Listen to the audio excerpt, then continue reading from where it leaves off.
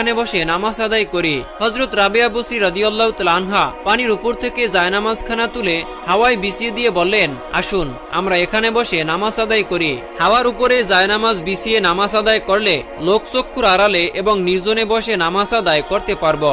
রাবেয়া বসরি রাদিয়াল্লাহু তাআলা আনহার এই কাজে তার ওস্তাদ হযরত হাসান বসরি রাহমাতুল্লাহ আলাইহি তিনি অনেক লজ্জিত হলেন। হযরত রাবেয়া বসরি তা বুঝতে পেরে বললেন, এতে আশ্চর্য হবার কিছুই নেই। আপনি যা করতেছিলেন তা একটি মাছও করতে পারে, আর আমি যা করছি তা একটি সামান্য মশামাছিও করতে পারে। হযরত রাবেয়া বসরি রাদিয়াল্লাহু তাআলা আনহার হঠাৎ বুদ্ধির এ ধরনের কথায় হাসান বসরি রহমাতুল্লাহ আলাইহি অদকটা শান্তি খুঁজে পেলেন। হযরত হাসান বসরি রহমাতুল্লাহ আলাইহি বুঝতে পারলেন যে তার শিষ্য রাবেয়া তার থেকে অনেক ঊর্ধ্বে চলে গেছে। হযরত হাসান বসরি রহমাতুল্লাহ আলাইহি তার শিষ্য হযরত রাবেয়া বসরি রাদিয়াল্লাহু তাআলা আনহার বাড়িতে তাশরিফ নিয়ে গেলেন। দুজনের মধ্যে অনেক সময় আধ্যাত্মিক জগতের আলোচনা চলল।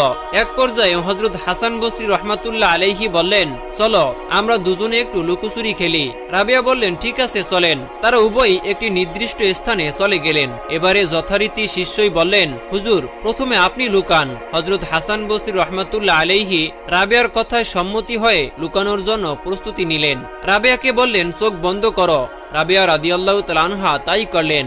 অমনি মুহূর্তের মধ্যে অদৃশ্য হয়ে গিয়ে অনেক দূরে একটি পাহাড়ের গুহায় লুকিয়ে থাকলেন। এবারে হযরত রাবেয়া বসরি রহমাতুল্লাহ আলাইহি আল্লাহর কাছে হাত তুলে ফরিয়াদ করলেন, হে আল্লাহ, আমার ওস্তাদ হযরত হাসান বসরি কোথায় লুকিয়ে আছে আমি জানি না, কিন্তু তোমার অজানা নয়, তাকে খুঁজে বের করার মতো আমাকে ক্ষমতা দাও।